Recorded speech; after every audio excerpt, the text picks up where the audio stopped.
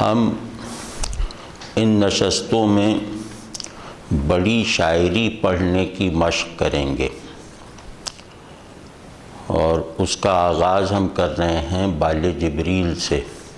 اقبال کے شعری مجموعے بال جبریل کی کچھ منتخب چیزیں ہم پڑھنے اور سمجھنے کی کاوش کریں گے۔ تو شرح کا یہ کام انشاءاللہ ہماری اردو فارسی روایت کے بہترین نمونوں کا احاطہ کرے گا۔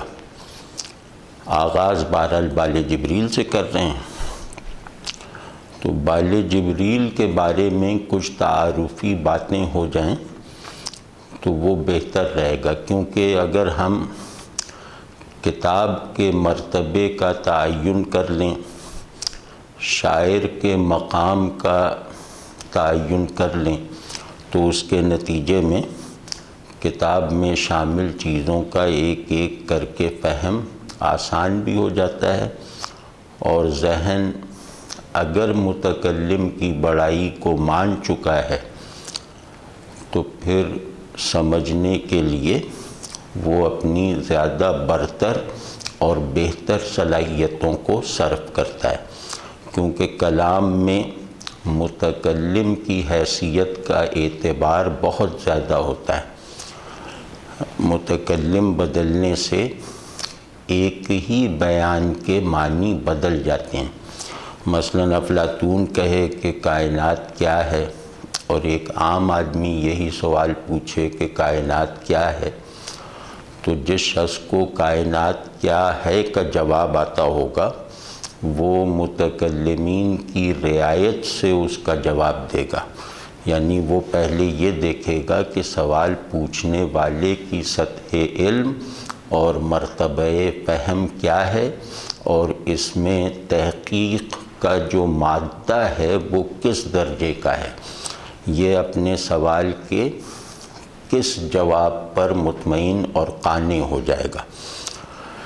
تو بال جبریل جو ہے وہ اس پر تقریباً اتفاق رائے ہے کہ یہ اقبال کا بہترین مجموعہ سخن ہے، اور اقبال نے اردو اور فارسی دونوں میں شاعری کی، بلکہ فارسی میں تو کچھ زیادہ کی، تو ان دونوں زبان میں اقبال کے خزینہ شعر و حکمت کا سب سے گراں بہا اور قیمتی موتی اگر کسی کتاب کو قرار دیا جا سکتا ہے تو وہ بال جبریل ہے۔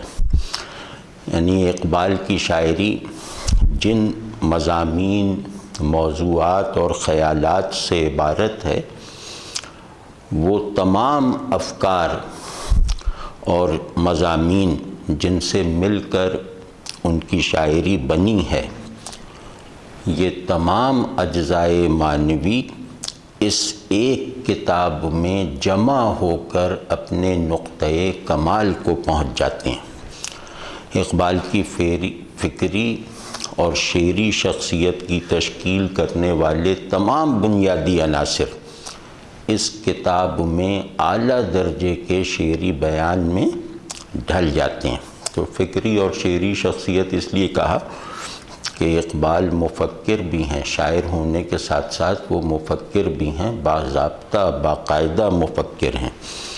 تو گو کہ ان کے مفکر ہونے کی جہت ایسی نہیں ہے، مطلب اتنی طاقتور نہیں ہے کہ ہم ان کو اعلیٰ درجے کے مفکروں کی صف میں لے جائیں، یہ مرتبہ انہیں شاعر کی حیثیت سے حاصل ہے کہ ہم انہیں بڑے شاعروں کی فہرست میں اعتماد کے ساتھ داخل کر سکتے ہیں۔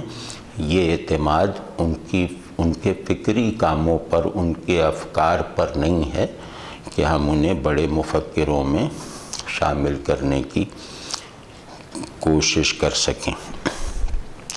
تو خیر، اقبال کی جو فکری استعداد بھی ہے وہ اس کتاب میں صرف ہو گئی ہے، اور بہترین طریقے سے صرف ہو گئی ہے، اور ان کی تمام جمالیاتی قوت جو ایک بڑے شاعر کا خاصہ ہوتی ہے، وہ ساری جمالیاتی قوت اس مجموعے میں نہایت عمدہ طریقے سے ایگزاسٹو انداز میں استعمال ہو گئی ہے۔ اور اس کے علاوہ شاعری زبان و بیان کا بھی نام ہے نا، تو زبان و بیان اور قدرت کلام کی جو نہایت اعلیٰ درجے کی صلاحیتیں اقبال کو نصیب تھیں، وہ تمام صلاحیتیں بلا استثناء اپنی بہترین حالت میں اس دیوان شعر کی تعمیر میں گویا کھپا دی گئی ہیں، کامیابی کے ساتھ کھپا دی گئی ہیں۔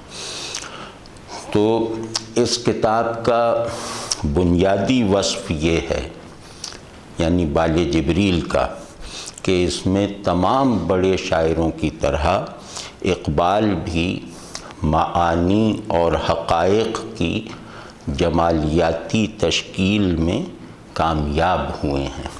یعنی معنی کی جمالیاتی تشکیل وہ ہوتی ہے کہ جس میں معنی مجرد نہ رہیں، محسوس ہو جائیں، یعنی معنی غیاب کے مادے سے خالی ہو کر حضور کا سبسٹنس قبول کر لیں۔ یہ معنی کی جمالیاتی تشکیل ہے کہ وہ اندیکھی چیزوں کو بھی گویا دیکھا ہوا بنا دیتی ہے۔ تو ان معنوں میں اقبال نے حقائق اور اعلیٰ درجے کے معانی کو ایک حضوری کا رنگ دے کر دکھا دیا۔ تو بڑی شاعری جو ہے وہ ہمیشہ بڑے معانی، بڑے مضامین کی شاعری ہوتی ہے۔ بڑے معانی وہ ہوتے ہیں جو شعری پیمانے کے علاوہ فکری اور فلسفیانہ معیارات پر بھی بڑے ہوتے ہیں، کیونکہ انسانی ذہن معانی کا شعور اس مجموعی صلاحیت اور طاقت سے پیدا کرتا ہے جس کا ایک حصہ یوں کہہ لیں کہ فلسفیانہ ہے اور دوسرا جمالیاتی۔ بڑا شاعر وہی ہے جس کے ہاں معنی کی بناوٹ کا عمل صرف عقل کی تحویل میں نہ رہے، فقط ایک تجزیاتی اور تحلیلی عمل تک محدود نہ ہو، بلکہ وہ شاعر معانی و مفاہیم کو ایک ایسی ساخت دینے میں کامیاب ہو جائے جو خود عقل کے لیے بھی باعث تسکین ہو، اور شعور کی دیگر جو انواع و اقسام ہیں، یعنی جمالیاتی اور اخلاقی شعور، ان کے لیے بھی باعث سرشاری ہو، فلفلنگ ہو، انہیں بھی گویا انہیں بھی گویا ان کے مطلوبہ معانی تک پہنچا دے۔ تو شعور کا سب سے بڑا ملکہ ان اہداف و مقاصد کے لیے یکسوئی کا ملکہ ہے۔ کون سے اہداف و مقاصد؟ جن کو یا تو کبھی بدلنا نہیں ہے یا شعور انہیں کبھی بدلنے نہیں دیتا۔ یہ ہیں وہ بنیادی اور مستقل اہداف و مقاصد جنہیں شعور اپنی نظر میں رکھ کر اپنی عارضی اور وقتی ضروریات کی بھی تکمیل کرتا ہے۔ مطلب اہداف مستقل ہیں شعور کے، تو ان مستقل اہداف کی طرف متوجہ رہ کر وہ اپنے عارضی مقاصد کو بھی حاصل کرتا ہے، ان مقاصد کو بھی جنہیں وہ بدلتے رہنے کی نیت سے قبول یا حاصل کرتا ہے۔ تو اس بات کا مطلب یہ ہوا کہ تبدیلی کی تمام قسموں کو شعور خوشی خوشی قبول کر لیتا ہے، اچھے یا برے دونوں معنی میں، یعنی صحیح بات کو غلط بات میں بدل دیتا ہے، غلط بات کی تصحیح کر لیتا ہے۔ مطلب تبدیلی اچھے برے مثبت منفی تمام معانی میں شعور کی ایک عادت ہے، لیکن تبدیلی کی رو کو شعور اس حد تک غالب نہیں آنے دیتا کہ وہ رو اسے اس کے مرکز سے ہٹا دے اور اس کے مستقل مقاصد کو ڈھانپ دے یا متغیر کرنے کی کوشش کرے۔ مطلب یہ ذہن میں رہے تو اب بڑی شاعری کا ایک دوسرا پہلو اسی سے نکلتا ہے کہ بڑا شاعر تقدیری معنی کا شاعر ہوتا ہے۔ یعنی ہم نے ایسے ہی اپنی سہولت کے لیے معنی کی جیسے دو قسمیں کر لی ہیں، تقدیری اور تاریخی۔ تو تقدیری معنی مستقل معنی اور حقائق ہوتے ہیں اور تاریخی معنی متغیر معنی ہوتے ہیں۔ تو تقدیری معنی وہ معانی ہیں جن کی طرف انسانی شعور ہمیشہ ہر حال میں، ہر عمل ادراک میں، ہر فعل اثبات میں، ہر حالت نفی میں متوجہ اور یکسو رہتا ہے۔ شعور کے زاویوں میں، انداز نظر میں تو تبدیلی آتی ہے، شعور کی استعداد میں یا شعور کی ساخت کے کچھ حصوں میں تو تغیرات آتے رہتے ہیں، لیکن اپنی تمام تر تبدیلیوں کے باوجود شعور کے کچھ داخلی مواقف ہوتے ہیں جو بدلتے نہیں ہیں۔ اسی طرح شعور کے کچھ آبجیکٹیو معروضی سانچے ہوتے ہیں جو تبدیل نہیں ہوتے۔ سو تقدیری معانی کا مطلب یہ ہوگا کہ شعور اپنے مستقل موقف پر قائم رہ کر اپنی تمام تر تبدیلیوں اور تغیرات کی قوتوں اور حالات کو مثبت طور پر صرف کرتے ہوئے اپنے مستقل آدرش اور اٹل مقاصد کے ساتھ تعلق کو برقرار رکھے ہوئے ہیں، بلکہ ان کی اس تعلق میں اضافے کا سبب بناتا ہے شعور اپنے اندر پیدا ہونے والی تبدیلیوں کی طغیانی کو۔ اس طرح شعور اس استقلال اور تغیر کو جمع کر کے اپنی فعلیت کو، اپنی ایکٹیویٹی کو ایک تسلسل میں رکھتا ہے۔ استقلال اور تبدیلی کے اس ہم آن عمل کا مطلب یہ ہے کہ شعور اپنے مادہ علم اور مستقل مقاصد علم کے درمیان نئی نسبتیں پیدا یا دریافت کرتا رہتا ہے۔ یوں تبدیلی بھی ایک دھارے میں آ جاتی ہے، تغیر بھی ضائع نہیں ہوتا۔ تو علامہ اقبال کا کوئی مجموعہ کلام اگر ان سب معیارات پر پورا اترتا ہے، ان سب باتوں کو جامع ہے، تو وہ ہے بال جبریل۔ اس میں مستقل حقائق کو جیسے نئے زاویے دیے گئے ہیں، ان کی نئی اینگلنگ کی گئی ہے، جہات نو دریافت کی گئی ہیں، نئی پوزیشنز کا انکشاف ہوتا ہے، اور شعور کے مستقل مادے کو جس طرح شعور کے تمام شعبوں میں ان میں سے ہر ایک شعبے کے لیے فلفلنگ بنایا گیا ہے، موجب تسکین بنایا گیا ہے، وہ ایک کمیاب چیز ہے۔ یہ اردو شاعری ہی میں نہیں بلکہ بڑی شاعری کی پوری روایت میں بھی ایک کمیاب وصف ہے۔ تو اقبال نے اس کتاب میں بڑے معانی کی جمالیاتی تشکیل اعلیٰ سطح ہنر پر کر کے دکھا دی ہے۔ یہ اس کتاب میں معجزاً کمال کا ایک پہلو ہوا۔ تو اس سے مراد یہ ہے کہ جب ہم کسی معنی کو اپنے ذہن و شعور کے لیے اس رنگ میں اس طور سے حاضر کر دیں کہ اس کا حضور ذہنی ہمارے احساسات کو بھی متاثر کرنے لگے، تو معانی کی جمالیاتی تشکیل عمل میں آ جاتی ہے۔ لیکن اقبال نے اس میں ایک اور کارنامہ کر دکھایا، یعنی معنی کی جمالیاتی تشکیل کے عمل میں ایک اور خاص چیز پیدا کر کے دکھائی ہے، اور وہ یہ ہے کہ عقل کے نظریات، مطلب یہ میں پس منظر کے طور پہ عرض کر رہا ہوں کہ عقل کے نظریات یا تو تصوراتی کانسیپچول ہوتے ہیں یا منطقی لاجیکل۔ عقل اپنے نظریات سے جو تعلق رکھتی ہے اس میں ایسی شدت اور ہمگیری نہیں ہوتی کہ وہ شعور کے غیر عقلی و منطقی مطالبات اور تقاضوں کی تسکین کے لیے بھی کافی ہو جائیں۔ اقبال کا کمال یہ ہے، اور واقعی کمال ہے، کہ انہوں نے شعور کے جملہ مطالبات کو اس خوبی سے پورا کیا کہ غیر عقلی مطالبات کی تکمیل خود عقل کے لیے بھی قابل قبول ہو گئی۔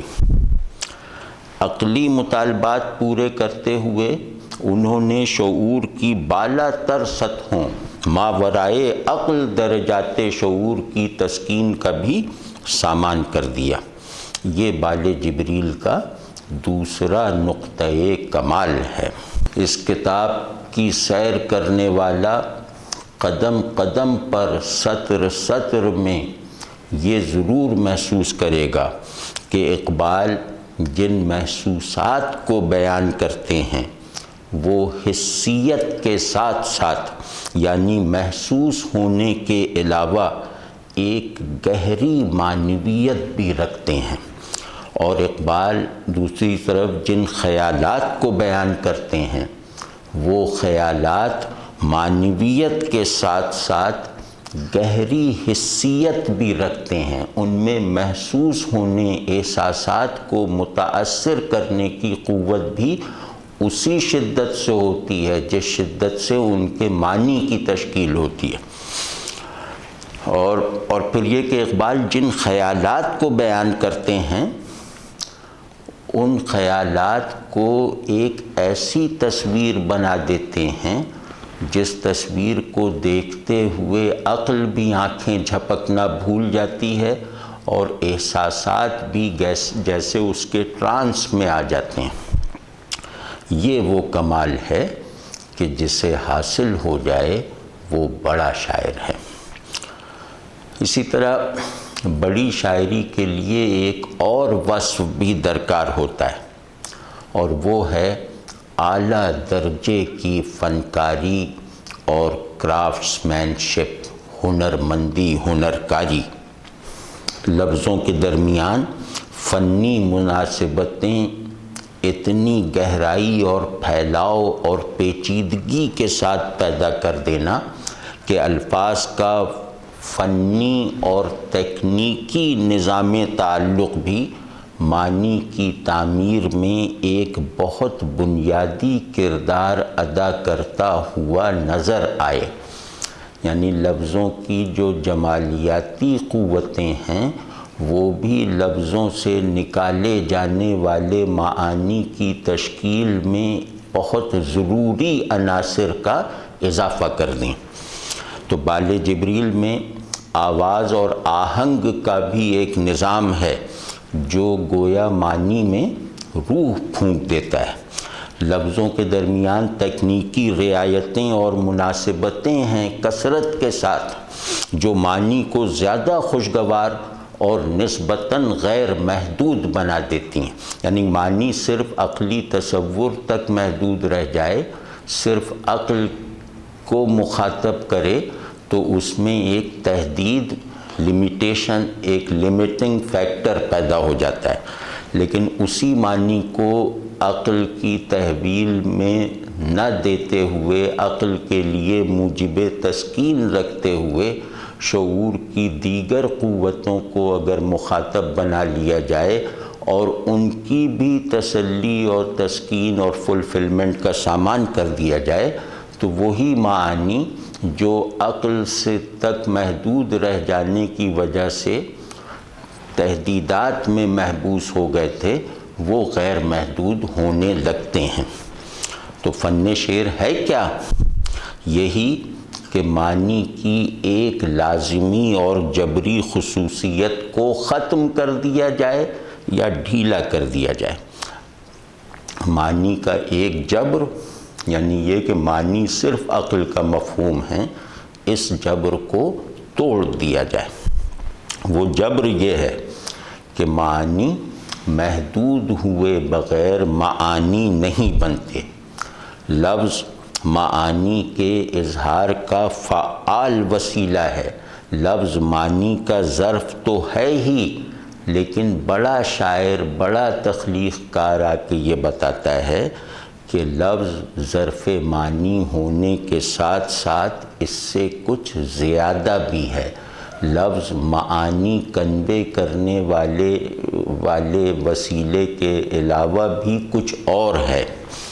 تو الفاظ کے درمیان تکنیکی مناسبتیں، مشابہتیں، رعایتیں تحدید معنی کا تأثر ختم کر دیتی ہیں اور شاعر کو معنی پر ایک خلاقانہ تصور اور غلبہ دے دیتی ہیں۔ بال جبریل میں یہ سب عناصر گویا بہت زندہ اور بیدار حالت میں کار فرما نظر آتے ہیں۔ اور دوسری طرف دیکھیں کہ بال جبریل کا عنوان بھی گویا ایک آمد کے تحت رکھا گیا ہے۔ لگتا نہیں ہے کہ یہ سوچ کر رکھا گیا ہے۔ پیام مشرق کو چھوڑ کر اقبال کے اکثر مجموعوں کے نام گویا پکار کر کہتے ہیں کہ ہمیں سوچا نہیں گیا، وصول کیا گیا ہے۔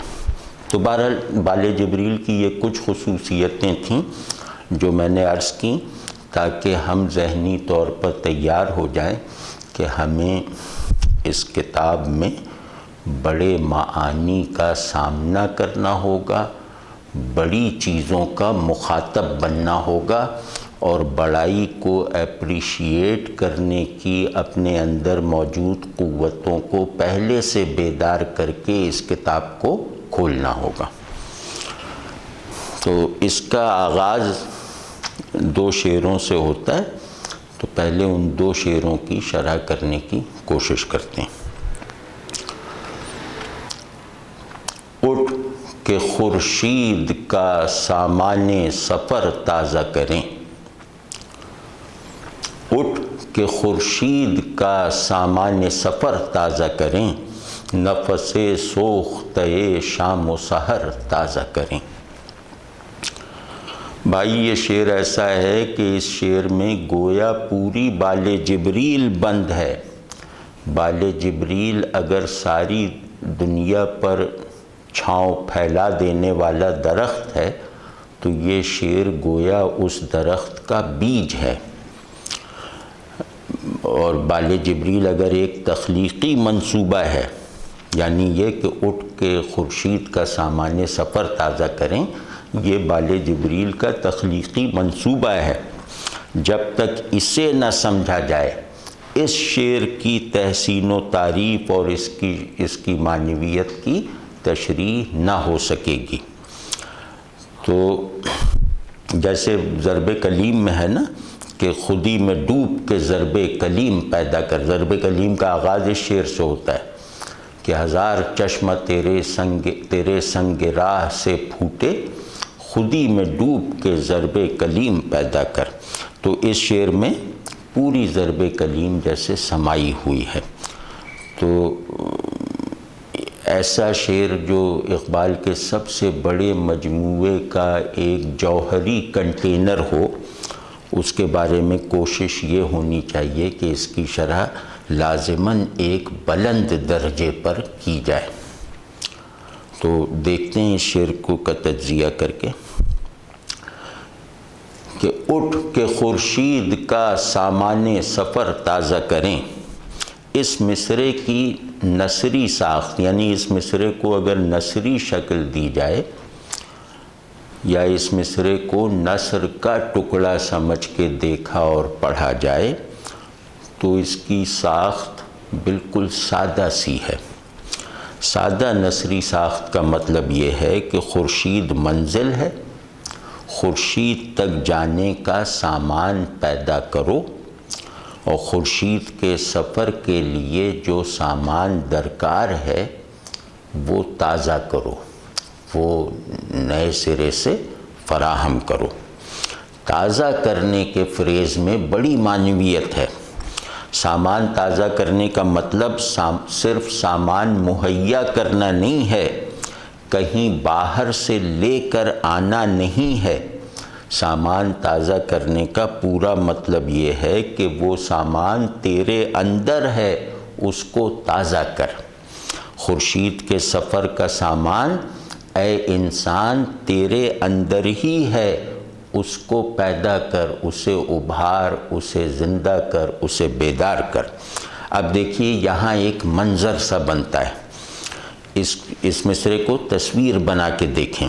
تصویر یہ ہے کہ خورشید سب کچھ ہے، خورشید تقدیر بھی ہے، خورشید مبدأ تاریخ بھی ہے۔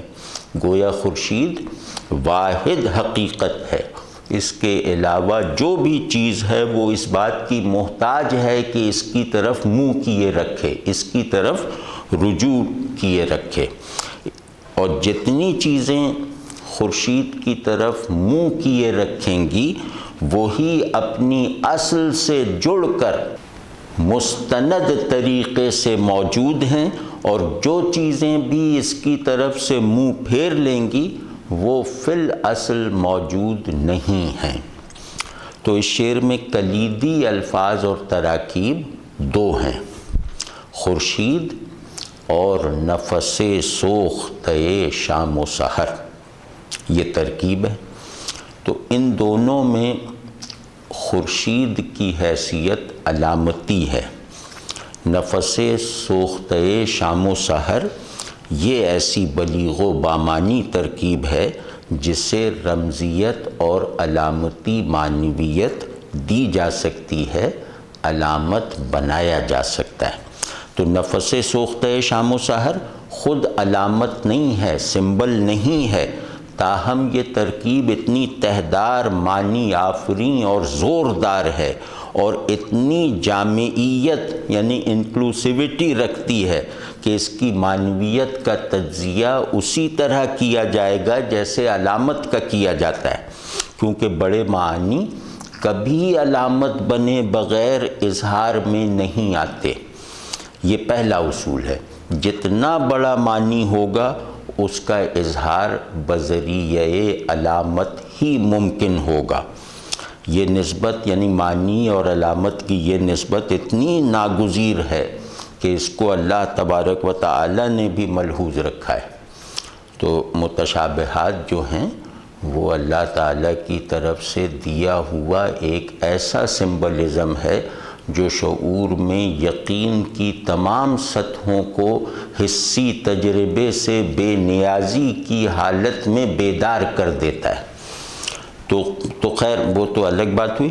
تو قدرت کلام کا ایک مظہر یہ ہوتا ہے کہ آدمی بڑے معانی کو علامت کی بجائے ایک اعلیٰ بالا تر اسلوب اظہار یعنی ہائر ایکسپریشن کے ذریعے سے ظاہر کرے، اور اسلوب بیان اظہار کا وہ سانچہ، وہ ہائر ایکسپریشن سننے یا پڑھنے والے کو مجبور کر دے، اس طرف راغب کر دے کہ وہ اس ترکیب کا تجزیہ، اس تشبیہی یا استعاراتی ترکیب کا تجزیہ اسی انداز سے کرے جس انداز سے علامت کو کھولا جاتا ہے۔ تو یہ ایک شاعرانہ کمال ہے۔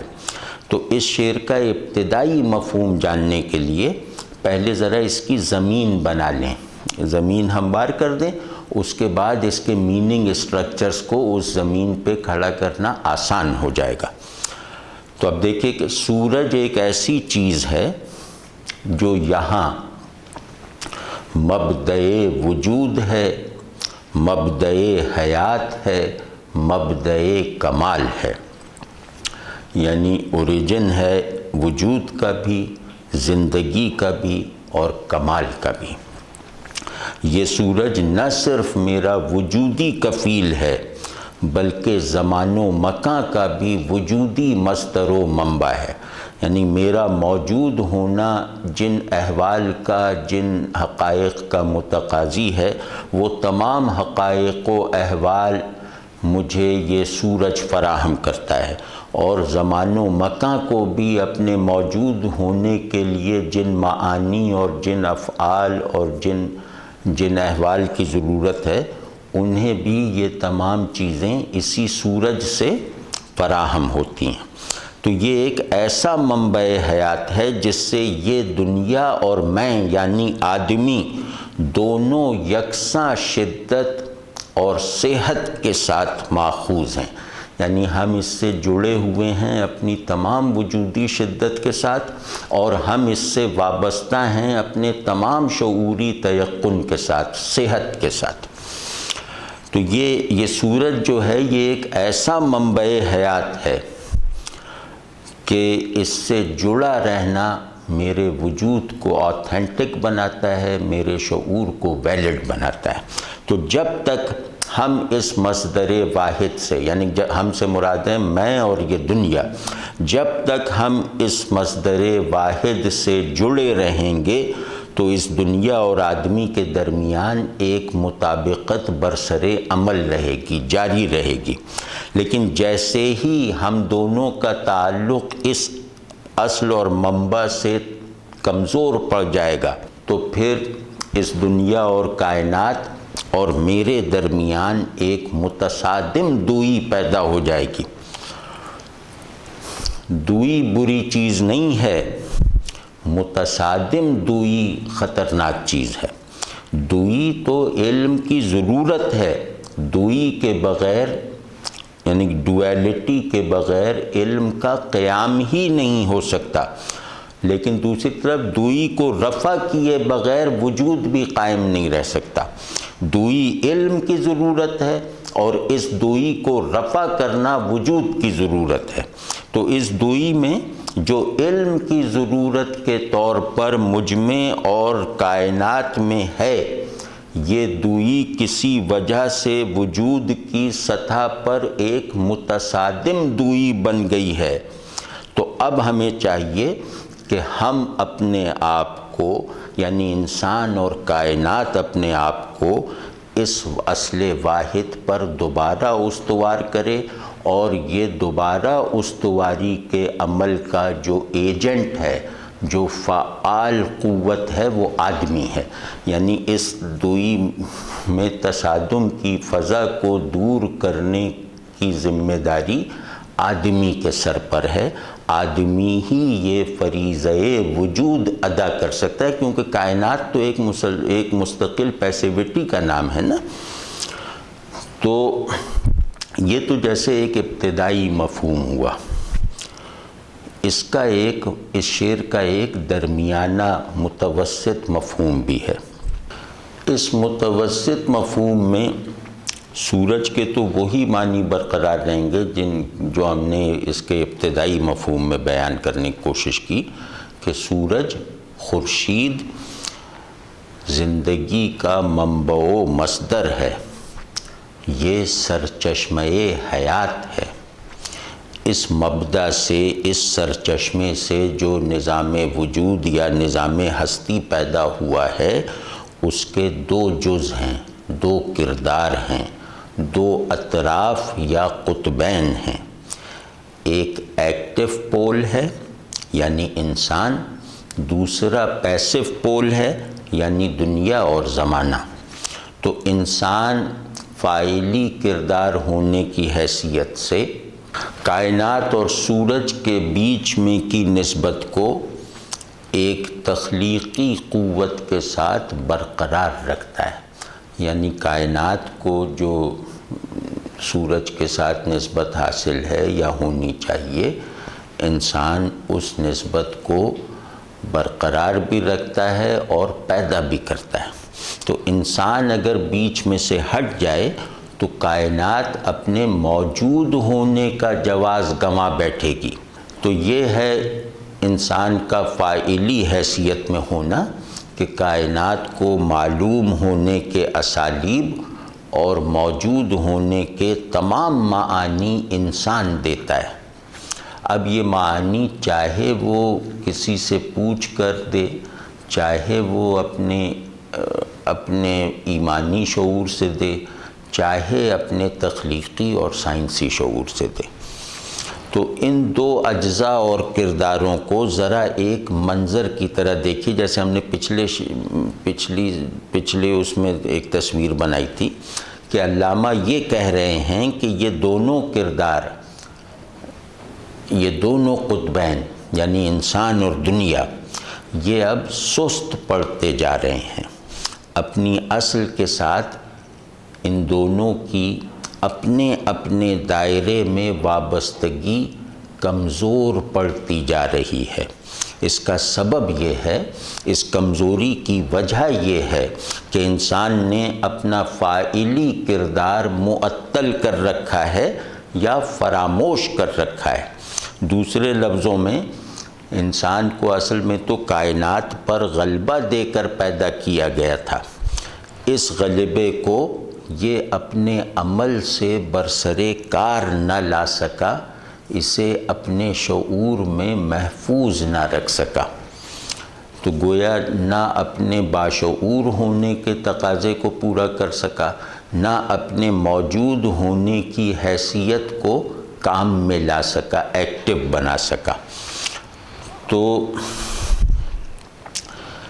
اس صورتحال میں، اس دھندلکے میں گویا ایک آدمی اٹھ کے کہہ رہا ہے یا ایک آواز کہیں سے آ رہی ہے کہ اے انسان اٹھ اور اپنی اصل کی طرف پوری طاقت کے ساتھ بلند ہو جا، پوری دستیاب طاقت کے ساتھ بلند ہو جا، اپنی اصل کی طرف پھر سے پلٹ. یعنی تیرا اپنی اصل کی طرف پلٹنا اپنی پوری وجودی یکسوئی کے ساتھ اس کائنات کی وجودی تھکن کو، اس کی فرسودگی کو، اس کے تعطل کو، اس کی کمزوری کو دور کر دے گا. یہ ہے اس شعر کا درمیانی درجے کا مطلب. تو اب اس کا ذرا سا انتہائی مطلب بھی اٹیمپٹ کرنے کی کوشش کرتے ہیں، اسے حاصل کرنے کی کاوش کرتے ہیں کہ یہاں بھی تیسرے درجے میں بھی انتہائی مرتبہ فہم پر بھی خورشید کا وہی مطلب برقرار رہے گا، کیونکہ حقیقت اپنے مفہوم میں تو درجات میں تقسیم ہو سکتی ہے، لیکن اپنی تعریف میں وہ ہر درجہ فہم اور مرتبہ ادراک میں واحد رہے گی، ایک سی رہے گی. یعنی یہ نہیں ہو سکتا کہ خدا بچے کے لیے ایک ہو، جوان کے لیے دو ہو جائے، بوڑھے کے لیے تین ہو جائے. خدا کا ایک ہونا بچے کے پرسپیکٹیو میں بھی برقرار رہے گا اور ایک عارف کامل کے شعور میں بھی ویسا ہی رہے گا. تو اسی طرح سورج کے معنی اس درجے میں بھی وہی رہیں گے کہ سورج ایک ایسا مرکز ہے کہ میرا کچھ ہونا اس پر موقوف ہے. یعنی میرا کچھ ہونا نہیں بلکہ میرا سب کچھ ہونا اس پر موقوف ہے، اور جتنا میں اس سے دور ہوں اتنا ہونے کے عمل میں نالائق اور نااہل ہوں. تو یہ مرکز یعنی خورشید جو کونی بھی ہے اور انفسی بھی، جو یعنی مائکرو کازمک بھی ہے اور مائکرو کازمک بھی، جو کائناتی بھی ہے اور انسانی بھی، جو انفس کا بھی مرکز ہے اور آفاق کی بھی منزل ہے. یہ جو انفس و آفاق ہے نا، یعنی میں اور کائنات، وہ اس کے ساتھ، اس مرکز انفس و آفاق کے ساتھ، اس مربی انسان و کائنات کے ساتھ نسبت میں کمزور پڑ گئے ہیں، جس کے نتیجے میں آفاق میں پژمردگی چھا گئی ہے اور کائنات پر تھکن طاری ہو گئی ہے، اور انفس جو ہے وہ ایک خود فراموشی کا شکار ہو گیا ہے. تو کیونکہ انفس کا قانون ہے، یہ ایسے ہی کہہ رہا ہوں کہ انفس کا قانون ہے سکون، آفاق کا قانون ہے حرکت. یعنی انسان کی باطنی کائنات سکون کے اصول پہ چلتی ہے، اور یہ دنیا اور یہ نظام زمان و مکان حرکت پر قائم ہے. تو یہ سکون جو آفاق کی خلقت میں داخل ہے، یہ سکون اپنی اصل سے لا تعلق ہو کر ایک تعطل، پژمردگی، غفلت اور بے مایگی میں بدل گیا ہے۔ اور کائنات کیونکہ بنی ہی حرکت کے جوہر سے ہے، تو کائنات اپنی حقیقت یعنی جوہر حرکت سے لا تعلق ہو کر ایک لا طائل اور بے معنی حرکت کر کر کے اب تھک چکی ہے۔ ہم اس شعر میں موجود کس اشارے، کس لفظ کی بنیاد پر یہ کہہ رہے ہیں کہ کائنات تھک گئی ہے؟ اس کو کھولتے ہیں، لیکن یہ ذرا پیچیدہ سی بات ہے کہ انفس کا سکون اگر کائنات کی حرکت میں منعکس نہ ہو تو کائنات کی حرکت مہمل ہے، اور کائنات کی حرکت اگر انفس کے سکون کے ساتھ آمیز نہ کرے، اس سے ملے نہ، اس سے مطابقت نہ پیدا کرے، اس میں گندھ نہ جائے، تو یہ سکون نہیں ہے، یہ جمود ہے، مردنی ہے۔ تو اس ایک منبع یعنی خورشید حقیقت کے ان دو طفیلیوں کا یہ فرض ہے کہ ایک دوسرے کی تکمیلی حیثیت میں رہیں، ایک دوسرے کی تکمیل میں اپنا اپنا کردار ادا کریں۔ کائنات اپنی حرکت کو انفس کے سکون کے ساتھ مناسبت دے، انفس اپنے سکون کو کائنات کی حرکت میں داخل رکھے اور اس حرکت سے مغایرت نہ پیدا کرے۔ تو ان دونوں کی ہوا یہ کہ یہ دونوں اپنے اپنے کردار کو ادا کرنے میں ناکام رہے، تو ان دونوں کی لا تعلقی کی وجہ سے، انفس و آفاق کی اس دولختی کی وجہ سے یہ ضروری عمل رک چکا ہے۔ اب کائنات کی حرکت گویا ایک جیسے بندر کی سی حرکت ہے کہ بس میری اچھل کود دیکھو، یہ نہ پوچھو کہ یہ کس لیے ہے۔ اور انفس کا سکون بھی جیسے مرے ہوئے آدمی کا ساکت ہو جانا ہے، یعنی موت میں بدل چکا ہے۔ تو یہ ہے پورا منظر۔ علامہ یہ کہہ رہے ہیں اس شعر میں کہ کیونکہ انسان ایکٹیو پول آف ایگزسٹنس ہے، یہ صاحب انفس ہے، وہ انفس جو آفاق کا گویا کفیل ہے، جو خورشید حقیقت کے فیوز کو، خورشید حقیقت سے حاصل ہونے والے حقائق کو کائنات کے سپرد کرتا ہے، کائنات کو پہنچانے کا ذریعہ بنتا ہے۔ تو انفس میں تبدیلی لائے بغیر یہ بیگانگی اور نحوست ختم نہیں ہوگی۔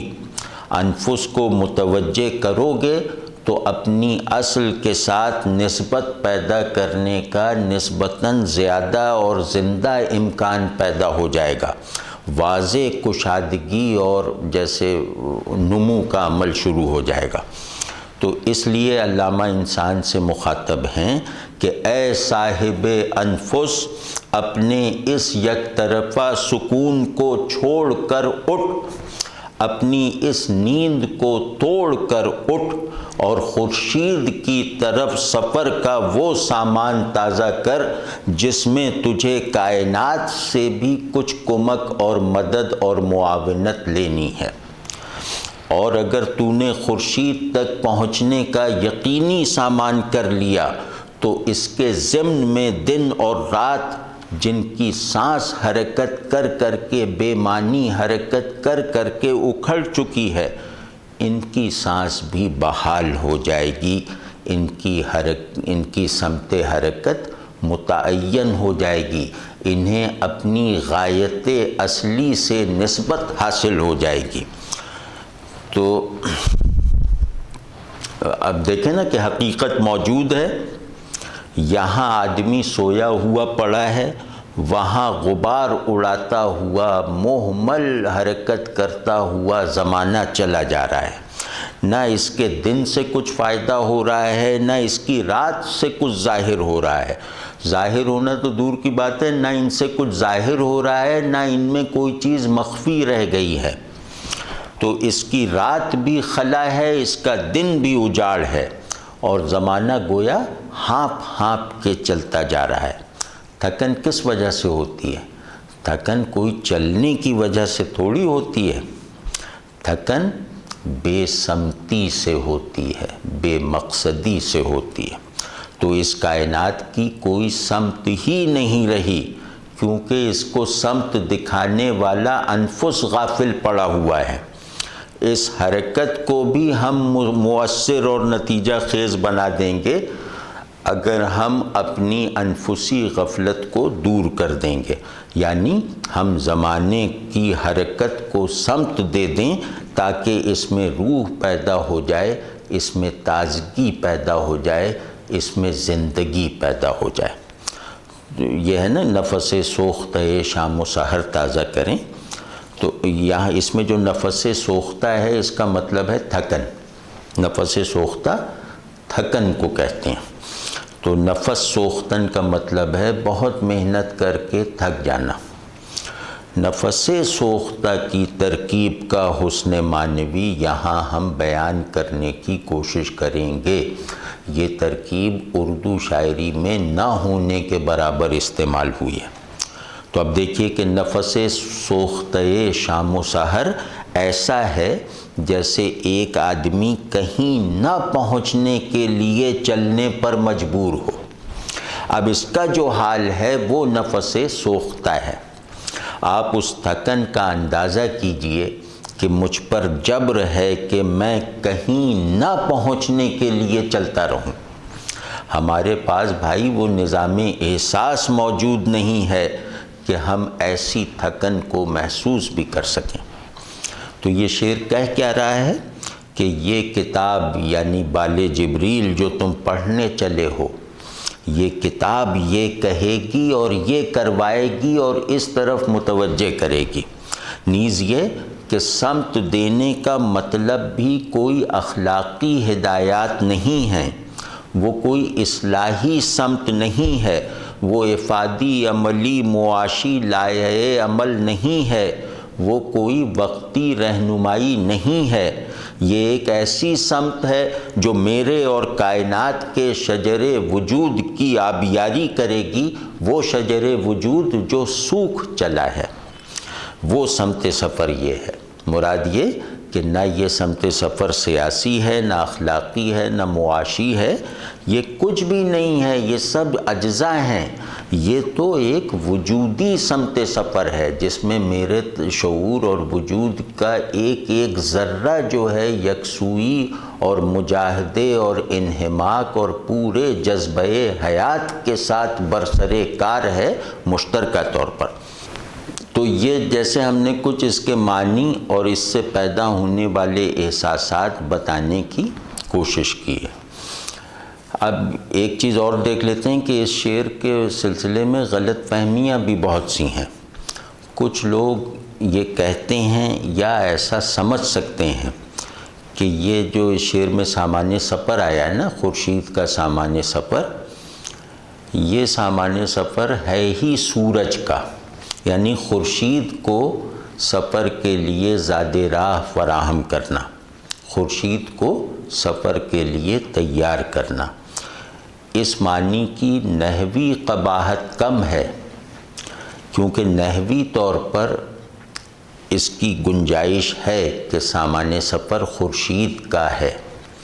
میں خورشید کے سامان سفر کو ایک جگہ اکٹھا کر کے اسے کسی گاڑی پر سوار کرواؤں تو نحوی طور پر یہ مطلب نکالنے کی گنجائش موجود ہے، لیکن یہ معنی لینے سے خورشید کی علامتی معنویت جو تقریباً تمام بڑی روایتوں میں معروف ہے کہ یہ مثلاً مرکز نظام ہستی ہے، مطلب اس طرح کے گرینڈ مفاہیم، وہ پورا نظام غارت ہو جائے گا اور یہ شعر اس انتہائی بڑی روایت سے نیچے آ گرے گا اور خورشید بیچارہ اجرام فلکی میں سے ایک بن کر رہ جائے گا، علامت نہ بن پائے گا۔ یہی بات ہے جو ہمیں روکتی ہے کہ ہم یہ نہ سمجھیں کہ خورشید کو سفر کے لیے آمادہ کیا جا رہا ہے۔ تو خیر یہاں تک ہم نے اس شعر کا ایک معنوی در و بست عرض کرنے کی کوشش کی۔ اب اس کی لفظی خوبیاں دیکھیے، اس کی فنی گہرائیاں دیکھیے کہ اس شعر کا آغاز اٹھ کے صیغے سے کیا گیا ہے۔